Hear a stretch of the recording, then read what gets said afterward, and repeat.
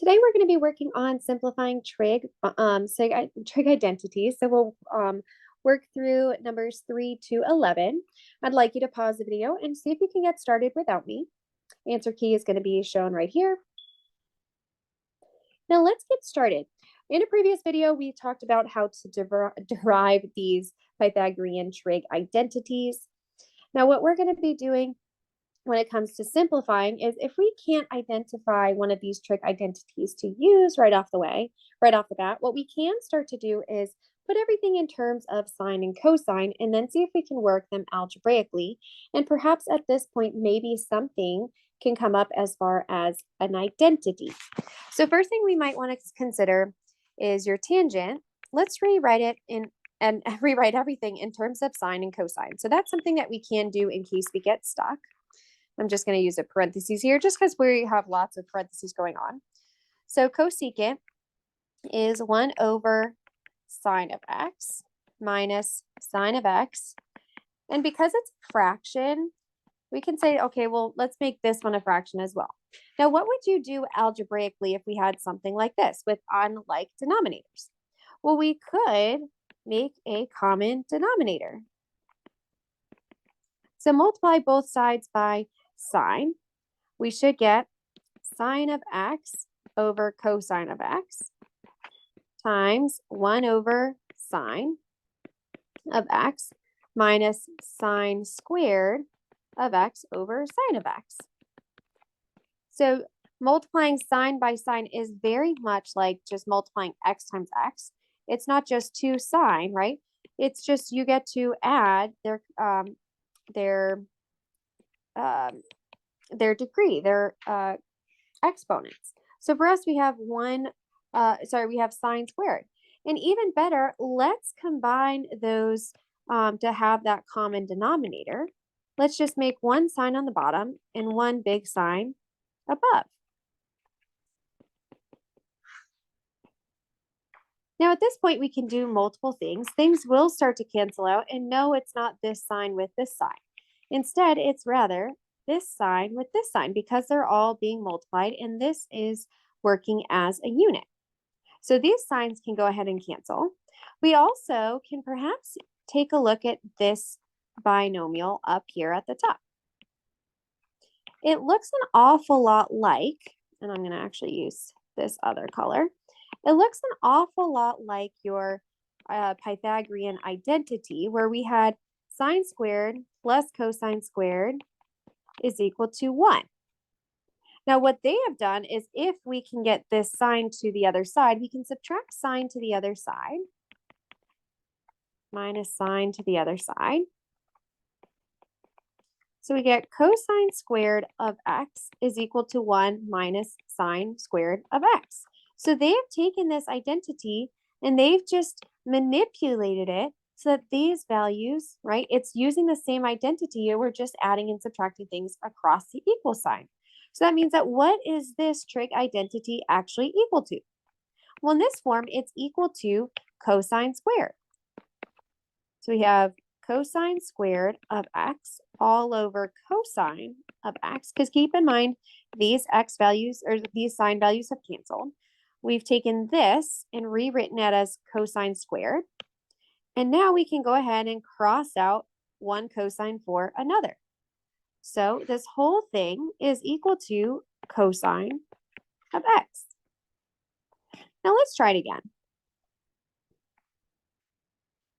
So for here, before we put things in terms of sine and cosine, right? Because then we would have 1 over sine, and that might make it complicated. So instead, notice that it looks kind of like the difference of 2 squares, right? So if we have the same thing on either side, we have plus and a minus, and then another thing on the either side. If we were to do it algebraically, if we were to FOIL it out, then we should get cosecant squared of x plus cosecant of x minus cosecant, and I keep writing cosine, cosecant of x minus 1 squared, or just minus 1. Now what's going to happen is that these are going to cancel. You get cosecant squared of x minus 1. Now that, again, is using an identity. Now let's take a look at one of your identities from above that had cosecant, right? That would be this pink one right here. So this is in pink. They've just used this and rewrote your trig identity. We started off with 1 plus cotangent squared of x is equal to cosecant squared of x. And notice how close that those are to one another, right? They have now just subtract 1 to the other side. So you have cosine squared, or cotangent squared of x is equal to cosecant squared of x minus 1. So it's this in pink that we're working with, which means that this whole thing is equal to what? Well, it's equal to your cotangent squared of x.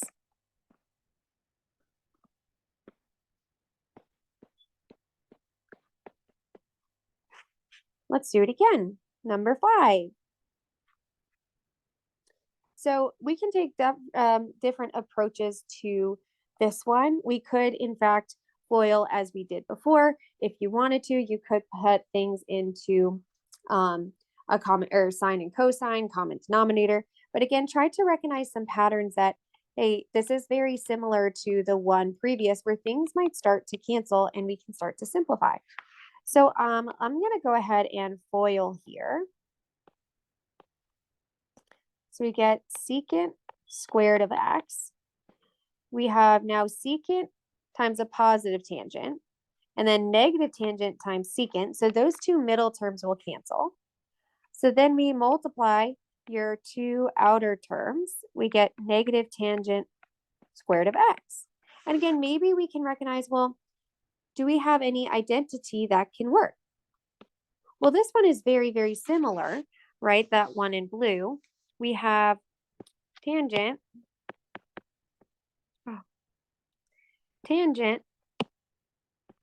squared of x plus 1 is equal to secant squared of x. How similar are they? Well, it looks like they have just subtracted this tangent squared to the other side. So they have secant squared of x minus tangent squared of x is equal to 1. So this whole thing here is equal to positive 1. Again, that was just by using your trig identity here. So this whole thing is 1. When I notice that I'm not actually writing them in the correct spot, so let me move those down. Let's try it again here. So for this approach, again, we can try and FOIL. If we want, we can put things in terms of sine and cosine to start. Again, if it's with this setup, it might be easier to FOIL it out because notice that your middle terms, while they might not cancel out initially, there might be things to simplify here. So let's go ahead and FOIL. So we have, even better. See, notice that there are some of the patterns. So we've used this 1 minus secant or 1 minus sine squared before, which before we said 1 minus sine squared is really equal to cosine squared. That is this thing here. So this one we might not even have to FOIL. So you have 1 plus tangent squared of x is equal to cosine. We'll just put it right here, cosine squared of x, because math is all patterns, right? It's just kind of seeing what you recognize. So if you took the time to FOIL and it's getting, like, you'll still get to the answer. It's just, you have to recognize patterns, and that's all coming from some practice. Now let's see if we can use the same idea here, but with 1 plus tangent squared. Well, up above here, 1 plus tangent squared is the same thing as tangent squared plus 1, which is equal to secant squared. So this whole thing here is equal to secant squared. So you have secant squared of x times cosine squared of x. Now, what do you know about secant and cosine. Well, secant squared is 1 over cosine squared of x times a cosine squared of x. And if you want, you can say over 1. Notice that they'll cancel and we're equal to just a positive 1. So number 6 is just equal to 1 again. Now let's do another one. Now for here, there's no real recognizable identity that we can use. So let's go ahead and put everything in terms of sine and cosine. So we have cosine of x, 1 over sine of x, minus 1 over cosine of x, minus cosine of x over sine of x. Now, before I launch into perhaps getting a common denominator, again, recognizing some patterns, if we were to distribute, that might actually make things a little bit simpler in the long run. So let's go ahead and distribute. We get cosine of x over sine of x minus cosine of x over cosine of x. And all we're doing is just distributing here. And this is minus cosine of x over sine of x.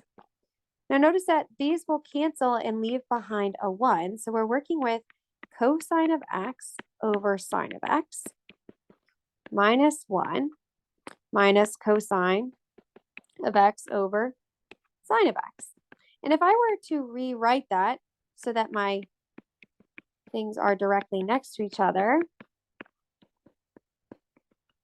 what is going to happen? Well, notice that you have the same thing, one positive, one negative, so it'll end up canceling, and your answer is left with negative 1. These are real fun. See if you can, if you haven't started to pause the video, see if you can pause the video. So let's take a look at some of your trig identities, see if anything works. So we have cotangent squared of x plus 1. So notice that we have 1 plus cotangent squared is equal to what? Well, it's equal to secant squared. So let's go ahead and replace that. So sine squared of x times cosecant squared of x. Cosecant squared of x is really 1 over sine squared of x. They'll cancel, and we'll get just 1. Let's do it again with 9. And so 9, you can do lots of different approaches. You can try to factor. You can try to simplify off the bat. I'll kind of show you those two different ideas for you guys to just show you in at least one of these that you can take different approaches. So one thing we can do is go ahead and factor out what they have in common. So notice that you have a sine squared and a sine squared. So when you factor it out, you're left with 1 plus cotangent squared of x, which what do we know about 1 plus cotangent squared of x? Well, that was your identity from previously. We said, well, this is really sine squared of x times cosecant squared of x, which we just did previously right above it. We said this is going to be equal to 1. So that's one approach. Another approach is to simplify off the bat. Plus sine squared. Let's see, cosine or cotangent is cosine squared. Because this is cotangent squared. This is now cosine squared over sine squared. Your sine squareds will cancel. So you're left with sine squared of x plus cosine squared of x, which is an identity. Your identity is equal to 1. So notice that different approaches will still get you to the same exact answer here. Let's try it again. So no identity for number 10 can be used right off the bat, but notice that you have cotangent, you have secant, you have sine. So let's go ahead and switch everything into terms of cosine and sine.